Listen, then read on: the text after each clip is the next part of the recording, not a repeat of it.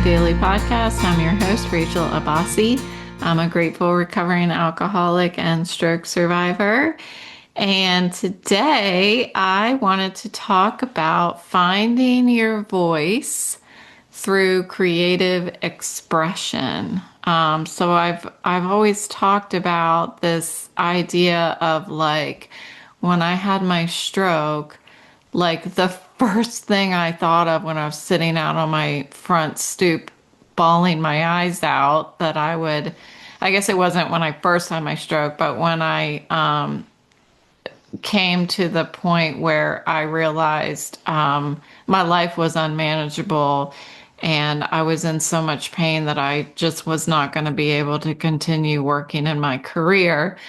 And I sat out on my porch and I was crying and I thought, what do I have left? Like I was at that point where I was so defeated that I felt like, what do I have left? You know? And my answer to myself was my voice. And that's because when I had my stroke, I lost that and I got it back because of modern medicine and this clot buster that they gave me. Thankfully, because I got to the hospital early enough that they were able to do that. So I am really grateful for having my voice back. And because of that, I feel compelled to use it. And that's why I recover out loud and do this podcast and love to share my experience, strength, and hope, and try to always connect with people that are in recovery, whether it is sobriety, vestibular recovery, stroke recovery, people that suffer from mental health challenges and depression. I feel like it's just so important for me to talk about my experience so that people don't feel like they're alone. And so this morning, during my sobriety meeting, I decided I was going to sketch, which I've been trying to do it, but I had been running out of like ideas of things that I wanted to sketch. Like I'm not feeling very driven to sketch a fruit basket or sketch like, I don't know, a vase or anything like that. Like I want to sketch something that has some sort of meaning behind it. So I had been sketching some flowers, and I think my most enjoyable sketch from that was a rose, because I love roses. That's my favorite flower, a red rose.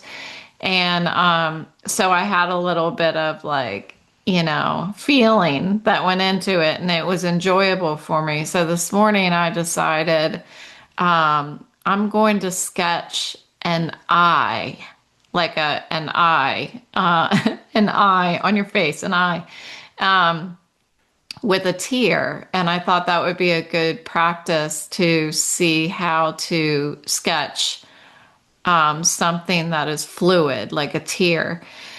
So I sketched that, and then for those of you who follow me on Facebook, I posted it on Facebook. I think everything I post on Facebook, I think it trickles over to Instagram, I believe. And it was really good. Like I was like, wow, this is really good. And if I don't say so myself. And so I asked, so what do you think? Do I have a hidden talent? And like I got a bunch of people that were like, yeah, that's great. But one person in particular said that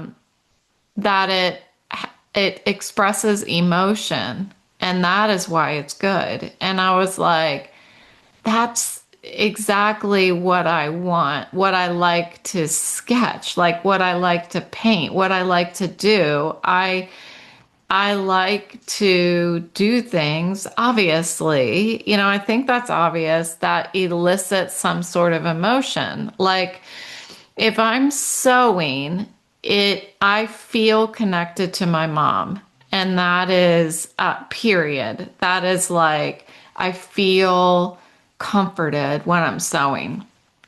And because of that, I take a lot of extra time with it, and I just enjoy it. And then like I've been enjoying making jewelry because I like jewelry. So I've been trying to take old jewelry and like fix it up and let it be new again. And if you are watching the video, one thing that I'm working on right now is a bracelet, and it's an old bangle bracelet. It's made of wood. I'm showing it on the camera for those of you who aren't looking at the video. But it was old. It has these little pieces of metal that are like embedded in it, and some of those had come out. So it was like it looked unsalvageable. But what I ended up doing today, and if you're looking at the camera, like it looks, I'm still painting it, but what I did was I got wood filler and I filled the holes that were left over from the metal, and then I painted it all with gold paint. And it looks like it was never broken. It's amazing. So I'm actually painting the whole bracelet now because some of the wood filler had filled some of the cracks and it's like gray. So anyway, I'm repainting the whole thing and then I'm gonna seal it. But these kinds of creative avenues for me are, I think what's eliciting emotion about it is I'm taking something that looks like it had no hope left in it. I'm taking something that would have just been discarded and I'm making it beautiful again. And this is like the theme of this Etsy shop that I started because I wanted to work on hobbies, but I didn't want to have a bunch of crap, if you will, that I didn't know what to do with. So I thought, well, I'm just going to fix things up and put it on the Etsy. So I have this Etsy channel. It's Recovery Upcycling is the shop, I should say. It's a shop, not a channel. So Recovery Upcycling shop. And what I've put on there so far is a bunch of bracelets that are from jewelry that came from a auction that I've told you about before, where my sister brings me this old broken jewelry and I try to create new, exciting, fun, stylish jewelry with it. So I have a bunch of bracelets on there, and I have my painting that I just did is on there, and I have some stone bowls that I made that are on there. But another thing that I did, I'm gonna reach for it real quick. Another thing that I did yesterday was I created this bowl. It's made of shell necklaces and it's super cool. If you are looking at the camera or at the video, it's really cool looking. And so I'm going to put that on my Etsy as well.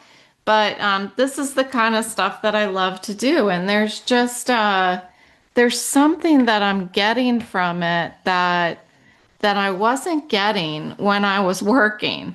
I have so much freaking extra time. Some weeks I'm like, oh, I don't have any time, and then other weeks I feel like, I guess things are calmed down. I don't have any doctor's appointments or anything. And I just, today I've just been sitting here in what we're calling my art studio, and I'm just creating. And there's a whole new side of me that that touches, something inside of me that that touches. And I think that it is an alternative way of expressing ourselves, you know. I mean, there's art therapy that people put into practice that is supposed to, in addition to talk therapy, it's supposed to be more effective for certain types of people when you are healing from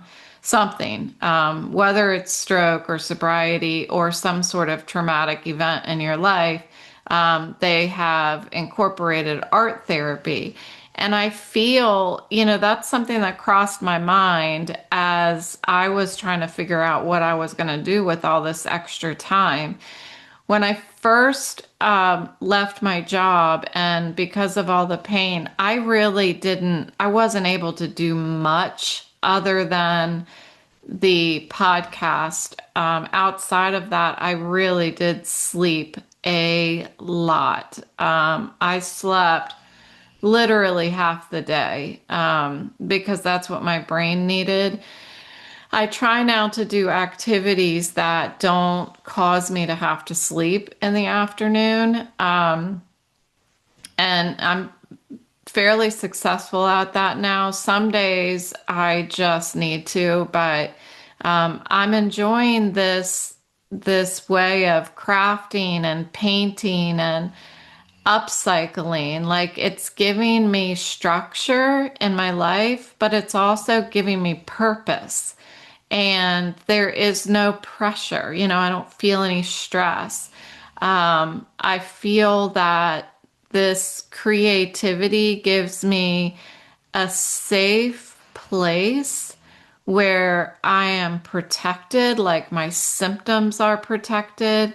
There's nothing moving. There's nothing moving all day long in my studio, just my hands. And what I tend to do is, like with this bracelet, is I tend to work on very tiny things because I think the less my eyes have to move physically, the less pain I'm in, the less discomfort I'm in.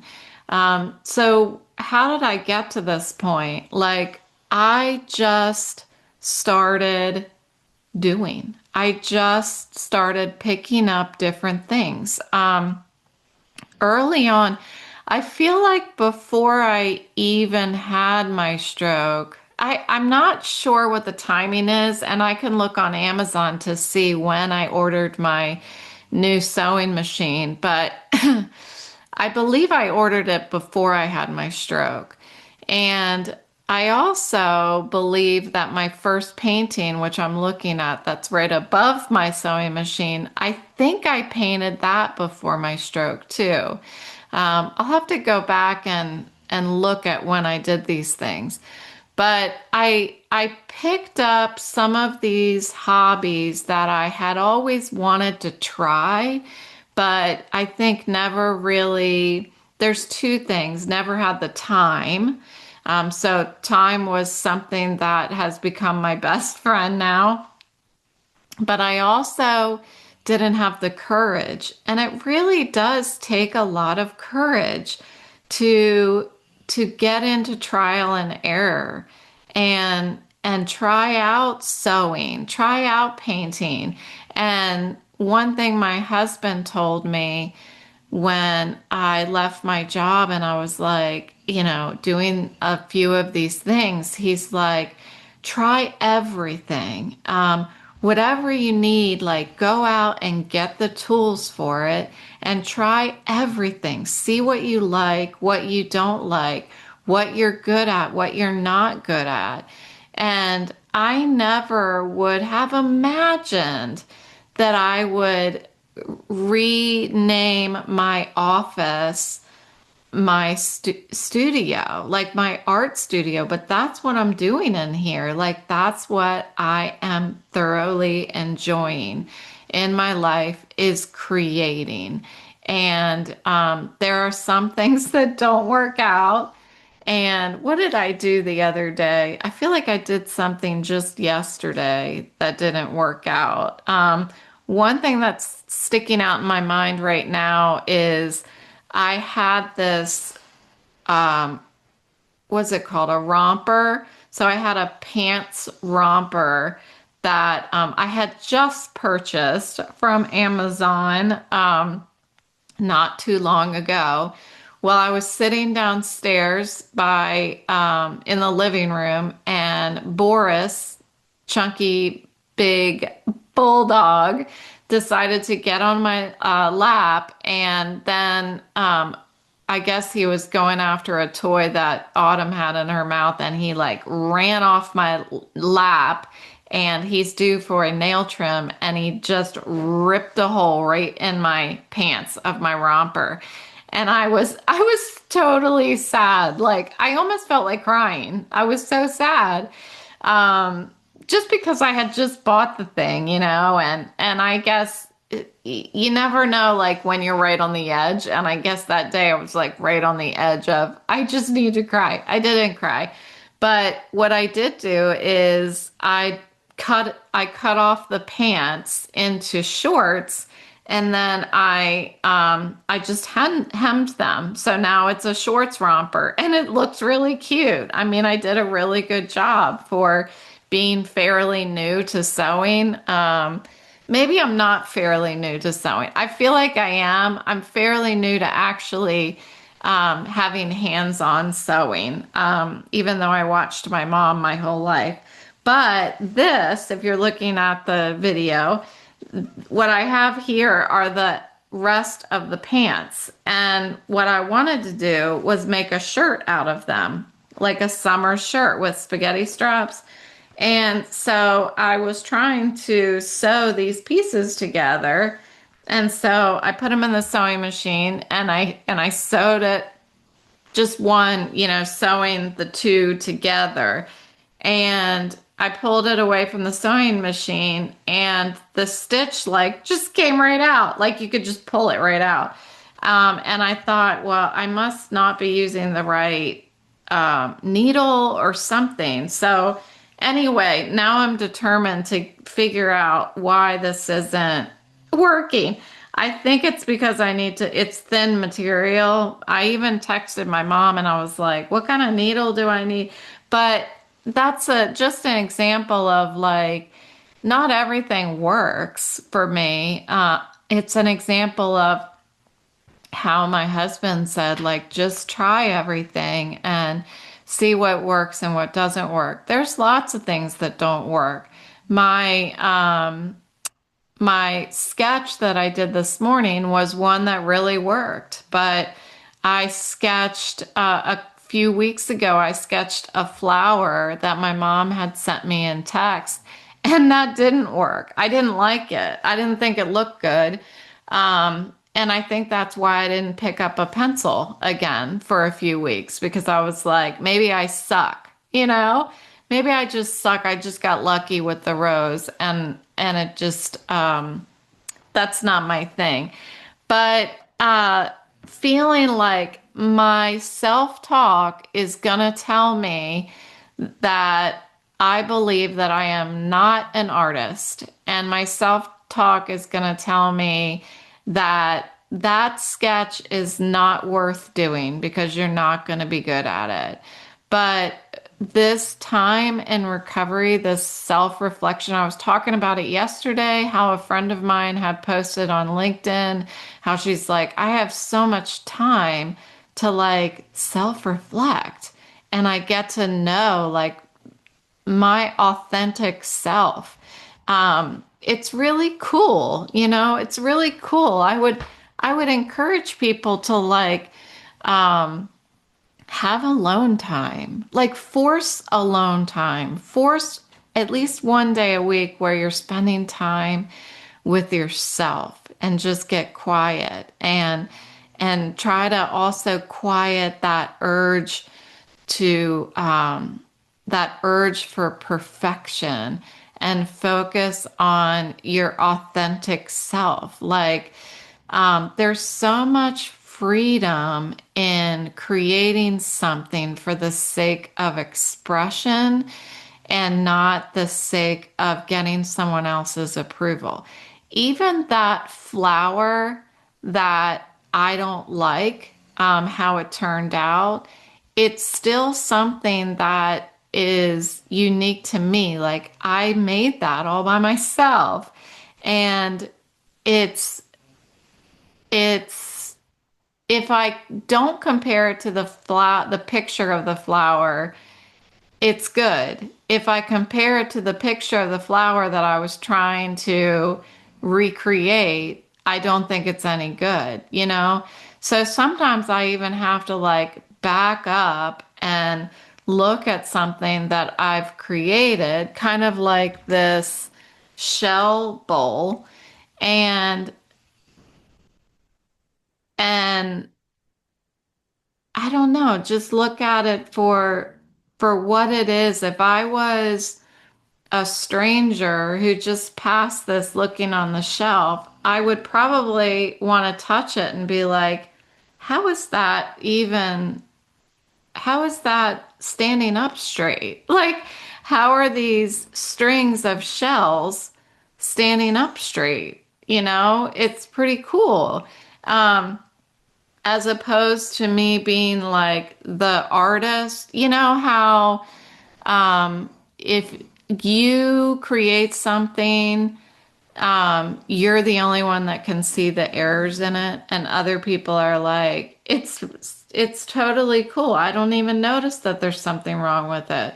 You know, that's what I'm trying to do when I make something. I try to back up and try to look at it from an observer's point of view and figure out like what does it do? What does it communicate? Because it is um another way of expressing myself. It is another, I'm trying to think of the word. It's another frequency of my voice, you know? Um and and it is another way of creativity is another way of making the invisible parts of me visible. You know, the inside, the stuff that makes me who I am, creativity is another way of showing that. Um, It also opens up conversations for me. I like to use it as a gateway to talking about sobriety and stroke recovery and vestibular recovery and mental health. This is exactly why I started a support group for creativity and vestibular recovery, because my recovery upcycling has allowed me to connect with another side of myself that needs to be healed. And it's healing through hands on work. I don't need to talk about it. I need to let that frequency of my voice be heard by being a maker, you know, reinforcing my identity as a maker. And what I haven't done a lot is talk about my recovery upcycling Etsy shop because I don't want to come across as like I'm trying to make money or I'm trying to, the only reason I'm connecting with anybody is because I want to sell stuff and I want to make money. Yes, it would be amazing to be able to, you know, I don't know. Is that bad? It makes you feel kind of more valuable if you're creating something that people want to buy. Yeah. But what I want to do is convey something. And if that message that I'm trying to convey through each piece that I put on my Etsy speaks to somebody, if my emotions that are going into that project are being conveyed and translated or transferred over to the person that wants to be the owner of that thing, then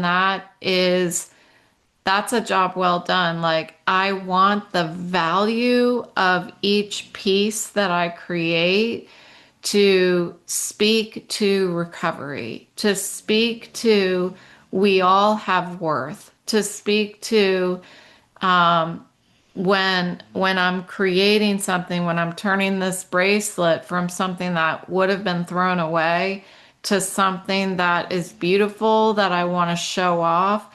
I want people to understand that our we feel that way as human beings sometimes, that back when I was early in recovery or before I even got sober and a little bit into my sobriety when I quit drinking, like, I didn't feel like I was worth it. Just like I mentioned earlier, like feeling like I'm not an artist, or that piece is not worth doing because I'm not going to be good at it. That's how I felt in early sobriety. That I'm not going to be good at this. Maybe I'm not worth saving, you know? I'm not a fill in the blank, but I just did it anyway. And I believe that my voice is continuing to emerge in ways of the podcast, in ways of doing all of these things, painting and jewelry and sewing and creating little sculptures and stuff. I love it. I love it all. And it's a great way to process grief. It's a great way to celebrate growth when I create something that I think is really beautiful or cool. Like, I want to show it off. I want to post it on Facebook. And then people encourage me and say, wow, when did you all of a sudden become an artist? Where was this hiding all this time? Well, it was hiding behind busyness. That's where it was hiding. And I feel like some days I don't know what to say. Today's a particular great example where I don't exactly know what to say on my podcast. But that's why I thought, you know what I should talk about? I should talk about how when we don't know what to say, our voice can come out in our creativity. And our voice is not in just what comes out of our mouths, but it's also in what impact we have on people, places, and things around us. Like, that is also our voice, you know? So I definitely want to encourage people as we get into the weekend to take some freaking quiet moments and create something. Even if you don't think that you can do it or you're not going to be good at it, just quiet down and try it. Even for a half an hour, 20 minutes. Just get out a piece of paper and a pencil, or get out some paints, or get some chalk and go out and draw on the sidewalk or something. You know, there's so many ways. One great way that I like to express myself when I'm feeling really blah is painting a rock and then going and putting it outside in the neighborhood. Something with an inspiring quote on it or something. Just recently, I painted a rock that looks like a hamster. And I'm telling you, it was good. It looked hairy even. It was really cute. And I put it down at I hid it in one of my neighbor's gardens. They have three little girls, so I hid it in their garden, and not like 2 hours later, it was gone. So I know that the little girls got it. And I've slowly been seeing them paint rocks and put them out in their garden. So what are we doing? We're communicating with each other, you know? They don't even know it's me. I'm the secret rock painter in the neighborhood, but I'm using my voice to make people happy, to make other people happy. There's also a rock garden in my neighborhood that I have been painting and creating like little inspirational sayings. And I walk Autumn over there and I'll put a little inspirational rock in the rock garden. So there's so many ways to be heard. Even if you don't want to open your mouth, like find a way to express yourself because it's so important. And it has been my main source of healing in my recovery. So thanks for listening today, and I will talk to you tomorrow.